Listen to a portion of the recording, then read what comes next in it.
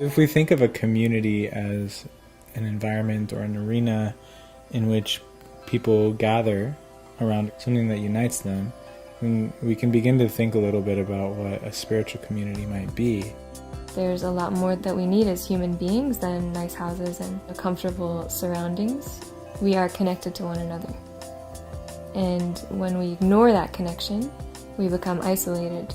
One stereotypical example that you could say that's wrong with communities is that people aren't friends with each other.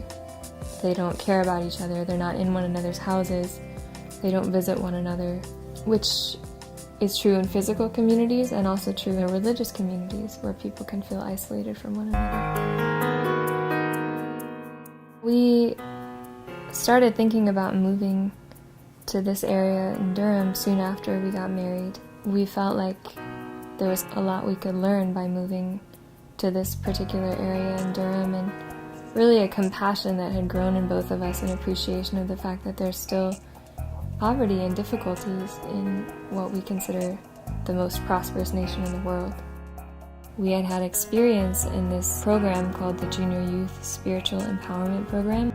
Maybe 10 to 15 middle school age kids could come together on a weekly basis to have a supportive social space.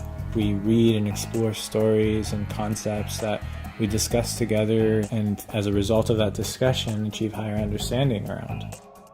They are developing their own potential and capacity, but not just for themselves. They also develop it to contribute to their community. So we decided to start one of these groups, and that's how we ended up having hordes of middle school kids in our house. Going into this type of work, it's very easy for somebody's mindset to be, oh, I'm going to be of service to these people, and so I am me and they are they. But very quickly you realize if that's your mindset, it's not going to work. The biggest challenge was my own attitude towards the kids and being able to really treat them as I would like to be treated and figure out how to help them reach higher standards while preserving their dignity without being forceful or disciplinary. The youth began to see themselves as part of their neighborhood, as part of where they lived. Not just the kids that rely on the adults, but the human beings that need to contribute to the advancement of this community.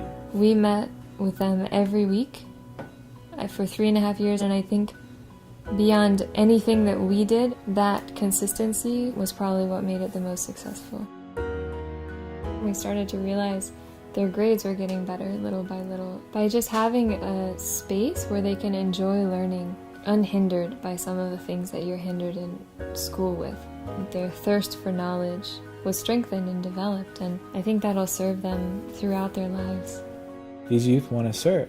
They want to do something in their neighborhood, and they just need somebody to walk with them for a little bit. They're really going to contribute, not in 10 years, but now.